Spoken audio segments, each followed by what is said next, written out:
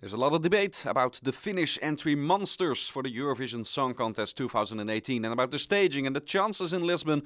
I will talk to professional gambler Daniel Gould.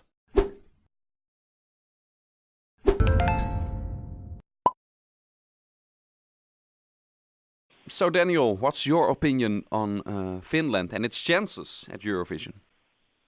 Well, they have a very good singer and performer in Saara Aalto, and they have a good song as well in Monsters, with the same songwriting team as Sweden's 2015 winner Heroes. So the ingredients are good.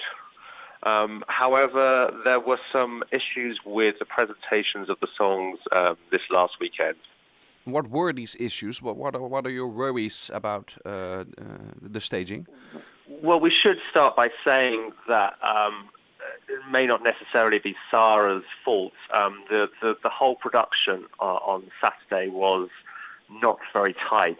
We have seen in the UK, we have seen Saara Aalto perform live many times on our X Factor show, and she is a great performer and a great singer, and there's always a very tight production on those shows. And somehow on Saturday, that tight production was missing.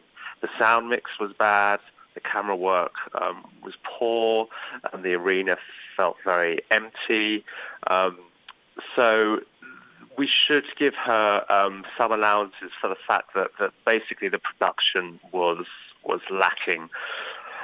Secondly, however, we had been told beforehand that the concepts being used would be the ones used at Eurovision, and the man behind them is an American guy called Brian Friedman, who was the choreographer and creative director at X Factor, and that's how he got to know Saara. And he had come up with these the staging ideas for the songs last Saturday, and they were very elaborate.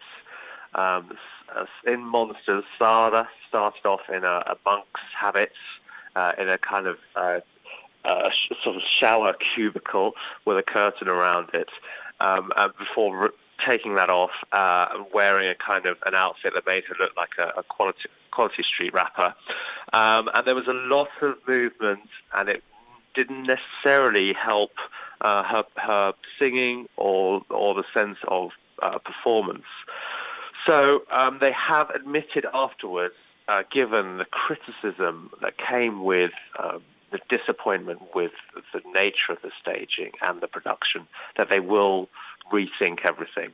So perhaps it's good that it was a bit of a disaster rather than something that was passable, because if it was passable, they may have just decided to carry on in that vein and not make too many changes. But I think that they will be looking to make complete changes, given the criticism from last weekend. Was the disaster even bigger mentally because of the hype and the vibe that there was around the song Monsters even before the final took place in the fan community? Exactly that, and that the betting market showed that. Saara has been one of the favourites throughout. Obviously, it's the main betting market on Eurovision these days, and it's a UK company essentially with a mainly UK clientele customer base, and so the fact that Saara is very well known among the UK community means that she is hyped more than she might otherwise be. I mean, she's also well known to fans as well, having previously taken part in Finnish national selections. So it's not just the X Factor thing; it's a kind of mixture of her being known in the UK and among fans. But nonetheless, she was one of the favourites, and Monsters had been well received when the song had come out with a very strong video, and obviously the idea that the song had a concept that Saara could play with visually, given its title,